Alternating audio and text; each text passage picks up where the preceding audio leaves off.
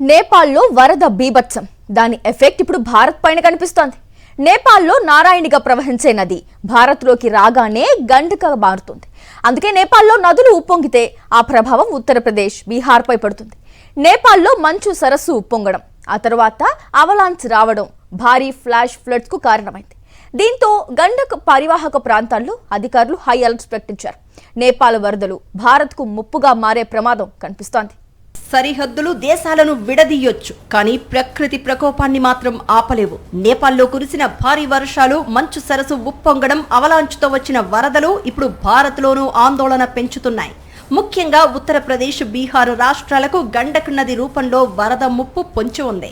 నేపాల్లో నారాయణి, భారత్లో గండక్ పేర్లు వేరైనా నది ఒక్కటే.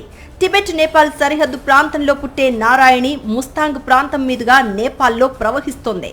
ఇండో నేపాల్ సరిహద్దులోని త్రివేణి ధామ్ వద్ద భారత్లోకి ప్రవేశిస్తోంది. బీహార్లోని వాల్మీకి నగర్ వద్దకు చేరుకున్న తర్వాత గండక్గా పిలుస్తారు. వాల్మీకి నగర్ నుంచి గండక్ నది ఉత్తరప్రదేశ్, బీహార్ మీదుగా సాగుతుంది. చివరకు హజీపూర్, సోన్పూర్ వద్ద గంగా నదిలో కలుస్తుంది. అంటే నేపాల్లో నారాయణి నదిలో నీటి మట్టం పెరిగితే దాని ప్రభావం దిగువకు ప్రవహించే గండక్ పైన కనిపిస్తోంది. నేపాల్ జాతీయ విపత్తు ప్రమాద తగ్గింపు నిర్వహణ సంస్థ NDRRMA ప్రకారం గ్లేషియర్ లేక్ అవుట్ బరస్ట్ కారణంగా అవలాంచ్ వచ్చింది. ఆ తర్వాత భారీ ఫ్లాష్ ఫ్లడ్స్ సంభవించాయి. రసువా జిల్లాలోని భోటేకోషి నదిలో ఒక్కసారిగా వరద నీరు ఉప్పొంగి గ్రామాలు, రోడ్లు, మౌలిక వసతులను ముంచెత్తింది. భోటేకోషి నది టిబెట్ లో పుట్టి త్రిశూలి నది వ్యవస్థలో కలుస్తుంది. ఈ త్రిశూలి నది వ్యవస్థ నారాయణి, గండక్ నదీ పరివాహక ప్రాంతానికి నీటిని అందిస్తుంది. అందుకే నేపాల్లోని వరద పరిస్థితి భారత్లోని దిగువ ప్రాంతాలకు ఆందోళన కలిగిస్తోంది. నారాయణిలో నీటి మట్టం పెరిగితే దిగువన గండక్లోనూ నీటి ప్రవాహం పెరుగుతుంది. దీంతో తూర్పు ఉత్తరప్రదేశ్, ఉత్తర బీహార్ ప్రాంతాల్లో వరద ముప్పు మరింత పెరుగుతుంది. నేపాల్ నుంచి ఉత్తరప్రదేశ్లోకి ప్రవహించే ప్రధాన నదుల్లో ఘాగ్రా లేదా కర్నాలి, శారద లేదా కాళీరాప్తి కూడా ఉన్నాయి. బీహార్లో ఇప్పటికే అప్రమత్తత చర్యలు చేపట్టారు. వెస్ట్ చంపారణ్, ఈస్ట్ చంపారణ్, గోపాల్గంజ్, సారణ్, ముజఫర్పూర్, వైశాలి జిల్లాల్లో ప్రత్యేక నిఘా పెట్టారు. సీతామఢి, షియోహర్ సహా గండక్ పరివాహక ప్రాంతాల్లోని ఇతర జిల్లాలలోనూ అప్రమత్తం చేశారు. వెస్ట్ చంపారణ్లోని వాల్మీకి నగర్ గండక్ బ్యారేజ్ వద్ద మొత్తం 36 గేట్లను బుధవారం తెరిచారు.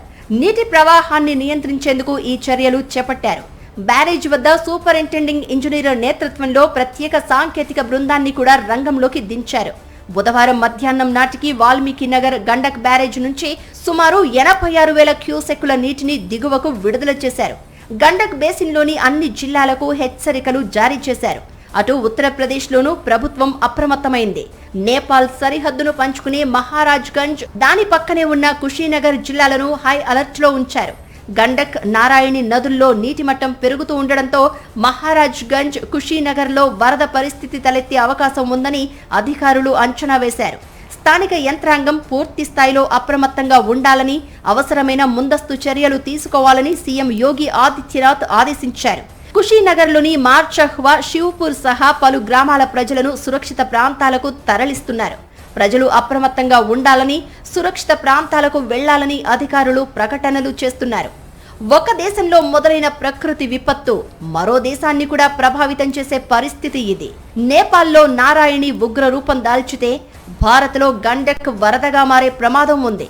అందుకే నేపాల్ వరదలు తగ్గే వరకు గండక్ పరివాహక ప్రాంతాల్లో అప్రమత్తత తప్పనిసరిగా మారింది.